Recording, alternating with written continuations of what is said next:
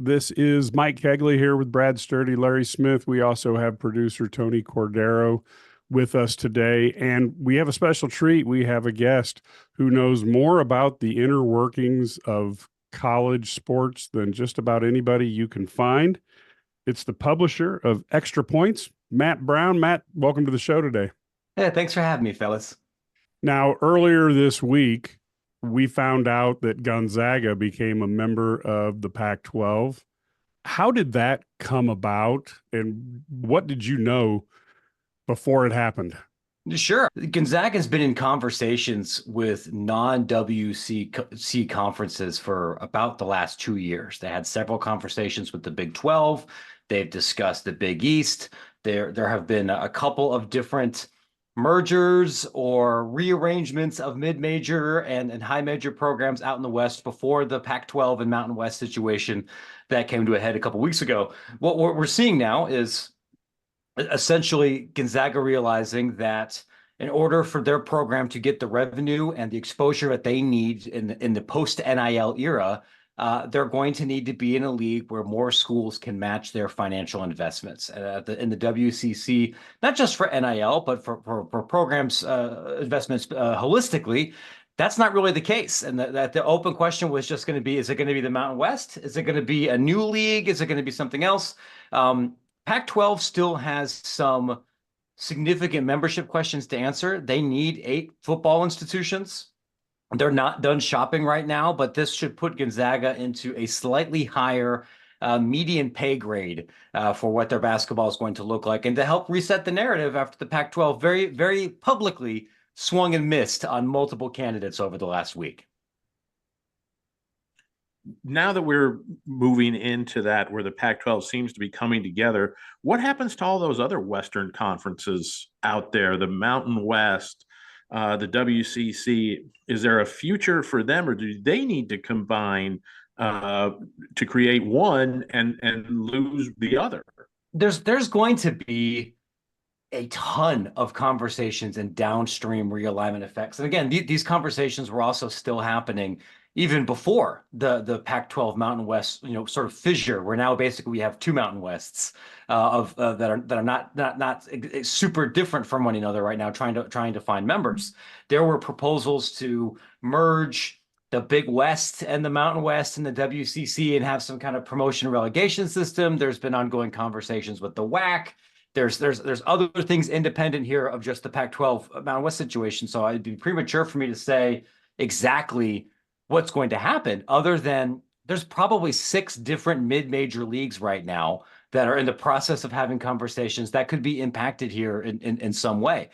I don't think there's anybody on the board for either the Mountain West or the Pac-12 that they could feasibly add in their budgets that would dramatically change the trajectory of either of those conferences. There's so much bad blood right now that a merger is simply not going to happen.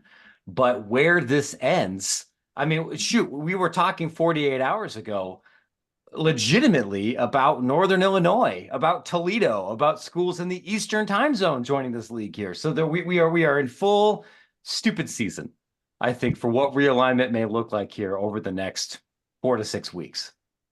Yeah, that's just amazing the way this story changes. And we've seen so much with NIL, and I've heard a lot of people talk about the UNLV situation with the quarterback Sluka leaving in the middle of the season because he was verbally promised X, and then somebody else said we didn't promise it to him. You have folks saying we need contracts, we need a collective bargaining agreement. What is your view on the situation and the implications it has going forward? Yeah, I wrote a big newsletter on this, extrapointsmb.com, earlier this week. The Athletic shared some additional reporting earlier this morning. I don't look at this exact example as something that I think is likely to explode or happen lots of other times here over the next year or two. And part of that is because you really need a special kind of athlete to potentially walk after 4 games and try to preserve a red shirt. Because you need somebody who is not a professional football prospect, someone whose peak earning potential is just near the very end of their collegiate career. No disrespect to Sluka. He's a sub 50% completion percentage quarterback at the FBS level. He was a really good dual threat guy in the FCS. He can play FBS football, but does not have the measurables or the production to be expected to be an NFL quarterback. So if he can make 100 grand this year, 150 grand, 200 grand, like there's a high need and interest to maximize that now. But you also need somebody who's still so good that they could potentially bail on 2/3 of a season and still feel confident that they're going to find another school. There were multiple people bidding for Sluka as a transfer. There are those guys, but there's not 60 of those guys. Right. For most of those players, it's going to be in their financial interest to play through the season and try to play their way up to potentially give themselves more leverage moving forward if they have other eligibility. It does speak, though, to one of the real absurdities in the NIL world. On the college side, there's no regulation or requirement for an agent to have a certain baseline of competence. If you want to be an NFL agent or an NBA agent, you got to be certified by those unions. You got to pass an exam. You probably have to have a law or a graduate degree. Not to say that there aren't some dumb yahoos working in the NFL or the NBA, but there's a minimum certification. At the end of this conversation, fellas, all three of us could declare ourselves college NIL agents and change our Twitter and LinkedIn profiles and start representing people. And we have a caliber of agent that's simply not good. and the kind of person that would say, yes, my client should move across the country and enroll without anything more binding than a verbal statement from an offensive coordinator is ridiculous. That's terrible representation. Even if that promise actually did happen there, you do need more security. And there are this is unusual in how public it's being. Typically, these sorts of things try to get resolved before they people like us find out about them or people like me. But the idea of promises not being kept and agents and coaches playing fast and loose with money, that happens all the time. So with the NIL, the way we have it set up now, can you see this latest example with UNLV being like a catalyst to start these college football students down the road to becoming more of a union so that they can make the rules kind of like the NFL Players Union does, the NBA Players Union does, to have agents certified? Because, my fear is some of these kids are going to get led down a primrose path here, and they're going to lose earning potential. They're going to hurt their future career because of some unscrupulous agent who's never been vetted for anything in his life. The trouble here is that you can't easily do this in college the same way that you can with other pros, in part because, remember, legally, as of right this second, college athletes aren't employees. Can't form a union without employee status. And we have complaints with the National Labor Relations Board at USC and at Dartmouth and in other places. You have a federal court case working its way through the system. But these things don't happen quickly. The courts have to rule that athletes are even eligible to get this kind of designation.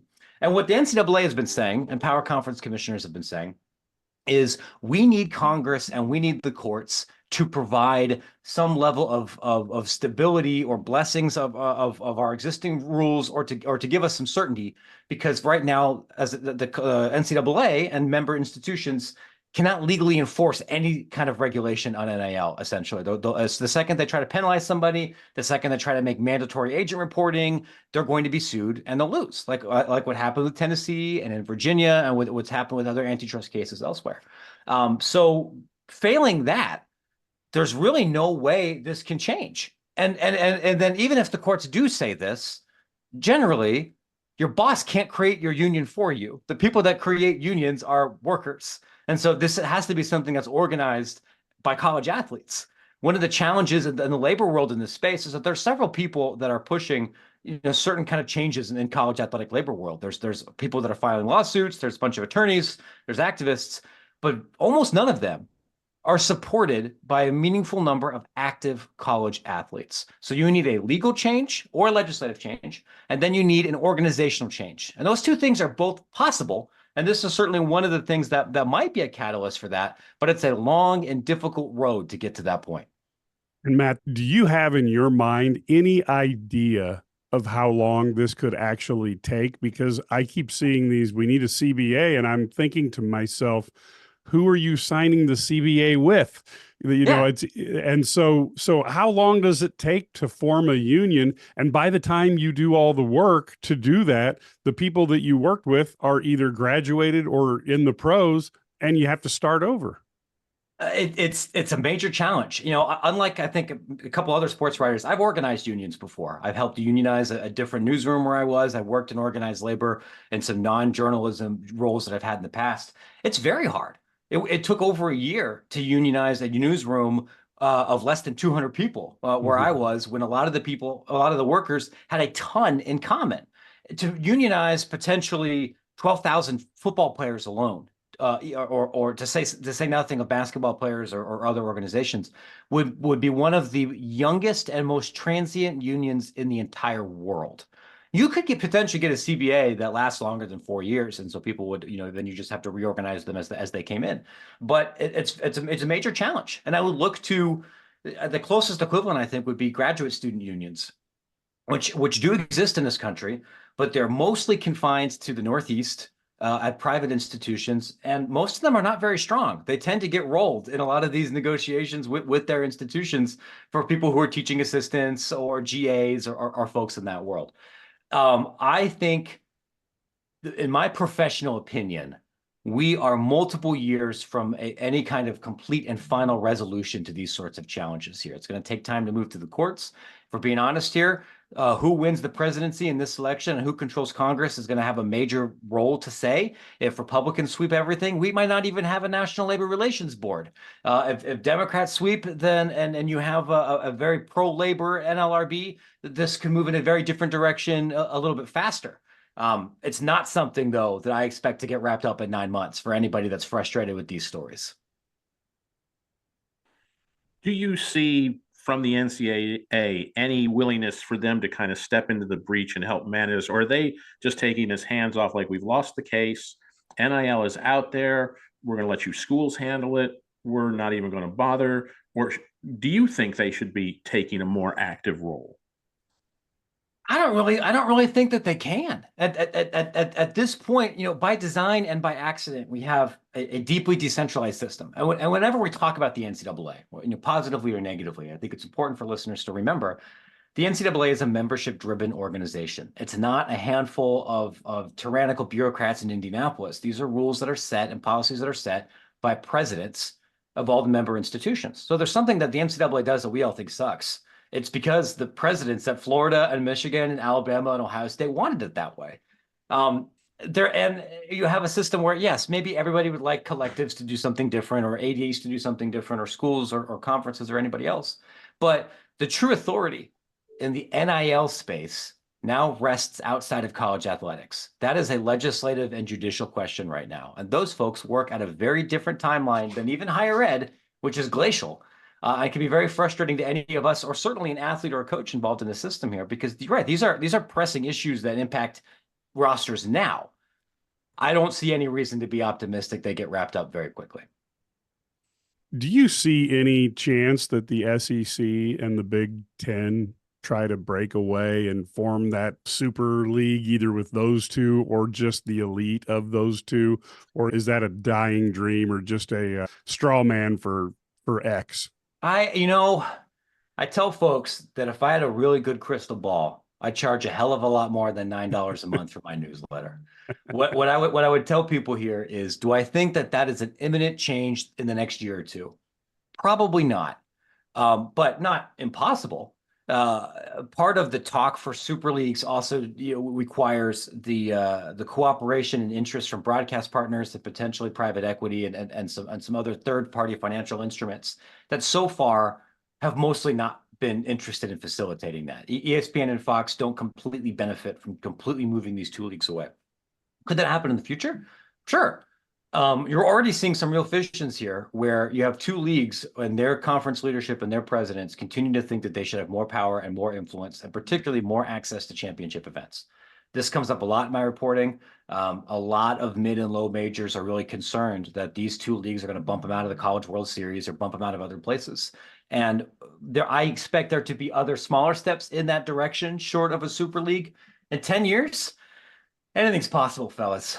In 9 months, It would very much surprise me. But if you had asked me a couple years ago if UCLA was going to be in the Big Ten, I would have told you the same thing, and then it happened. So can't completely foreclose that possibility.